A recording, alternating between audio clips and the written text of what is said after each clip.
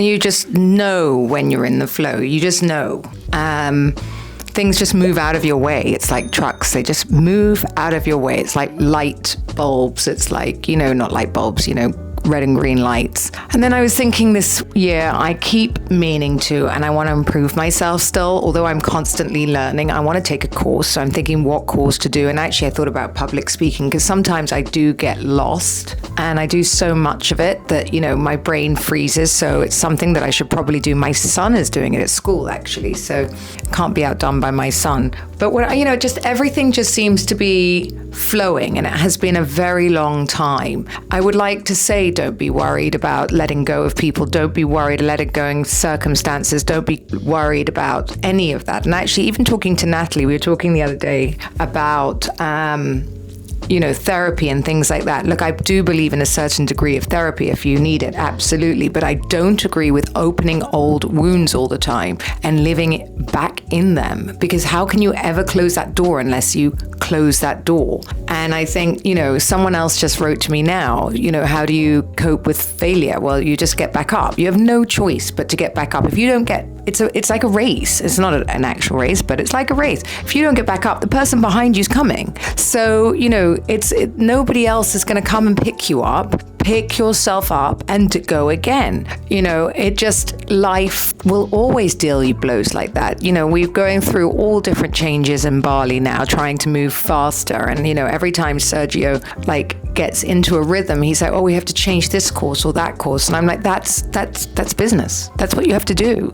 It's okay. Now we restructure, and a business will take many, many different forms before you get to the end. And that's what's so exciting too. We may end up in a completely different place to where we thought we'd started this project. But again, that is part of the joy of giving yourself a project. He's working with his father every day. He's loving it. He's got a team of people. And where we end up right now is anyone's guess. It's amazing. Maybe we get bought on the way up. Maybe, somebody comes in and sees one of the projects and wants to take the whole thing. You just don't know. And you have to be open for every eventuality. And we're at a really, really exciting phase and time of our lives. And I think I want to just say to you, all of you, that, when you do feel a lot of hurdles and you do get a lot of pushback, just remember there's normally a huge stake of growth the other side of it. And sometimes you must push through to get to the good stuff. I could have given up so many times in my court case, but I didn't. And I'm in an amazing place now. And I never think about it. I really never think about it. The only time I've actually thought about it lately is one poor girl who's being sued by the same dreadful man who's made up loads of rubbish about her too, called me, and that was it. I've never thought about it too. And I'm very, obviously I'd like to help another woman in distress, but I'm very, very reluctant to go back into that negative space in my life because I've closed that door so far behind. I don't remember any of it. I don't want to remember any of it. And I've completely moved on. And I suggest to you that learning to close doors and maybe visualize doors in your head is one of the best and kindest thing you can ever do for yourself, ever.